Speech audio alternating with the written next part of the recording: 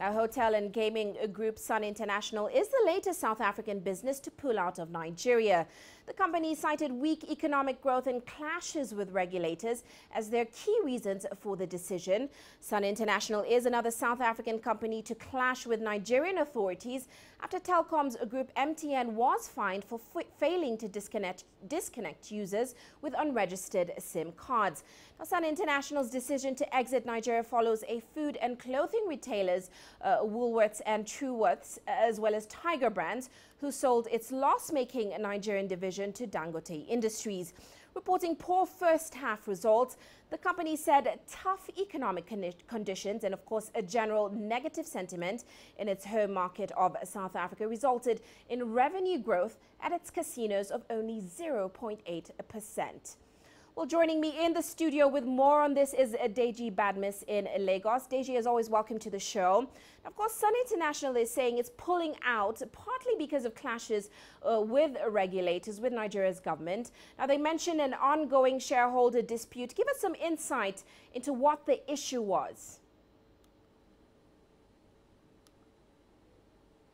Well, basically, talking about the shareholder dispute now, it's an open secret that the company we're talking about here, that's one of the companies now of the parent company now. That's Federal Palace Hotel. It's an open secret that there's this family feud that has been going on. There's a popular family here in Nigeria known as the Ibru family, and that family has been in court for a very long time now over the ownership and structure of the company. You know, a member of the family, of course, accusing the company of, you know, being in debt. That case is still in court, and that issue has not been resolved. The issue was there before Sun International actually came in, and the issue has not been resolved. So it's a very big issue. It's there, and of course, the company also had a problem with some of its staff who were actually sacked, and they had to take the company to some of the labor unions, and the government had to intervene, you know, and the company was accused of not allowing its workers now to unionize. That issue was also there, and at some point the Economic and Financial Crimes Commission itself actually had to step in to investigate the process that led to the process now leading to Sun International's investment, because Sun International, we understand, invested around $50 million, and at some point there was this accusation that the process was not too transparent.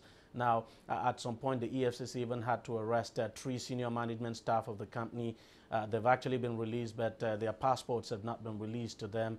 So these and several other issues, and of course, we also know what the problem is with the issue of Forex in this country, and that is difficult for some of these multinationals, if you like, to repatriate their fund in this country. Quite difficult because of the Forex situation in the country. So all of that now combining to result to this decision. Quite interesting, Deji, but we have seen several other South African companies exiting Nigeria recently. Now, with the economy also under pressure in South Africa, do you think it could be more than just the foreign exchange environment causing these companies to exit? Is the government also making it tougher for them to operate? Of course, there are issues of policies. I mean, there's no question at all. But when you look at these policies in detail, you do your own dissection. The whole thing still boils down to foreign exchange, because we've seen the government come up with quite a number of policies now aimed at conserving foreign exchange, aimed at keeping money in this country. And it's not just, I mean, for instance, we know that some airlines have decided to withdraw in this country.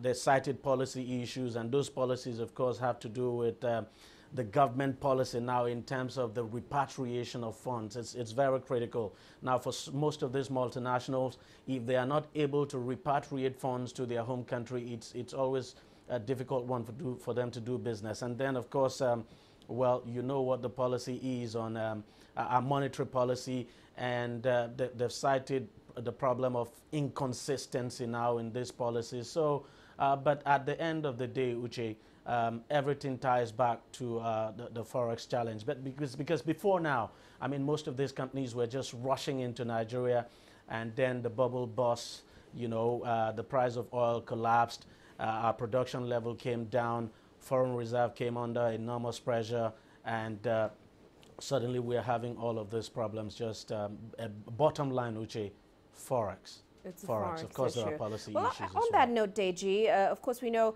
President Buhari came out saying that he's planning to ask Parliament for extra powers, allowing him to take emergency decisions to revive the economy. Now, explain to us what powers President Buhari says he's looking to tap into, and of course, a reaction so far to this recent news. Well, reactions. People are divided over this plan by the president. By the way, that the draft bill has actually not been sent to Parliament. Parliament is due to resume soon, so the president is planning to send the bill. Opinions divided, but the presidency too has been taking its time to explain, and quite understandable. I'll give you a typical example. The Procurement Act of this country. It's a very difficult process. So we're talking about what the government says it is planning to do is to eliminate the bureaucracy that makes it difficult for government to act with speed.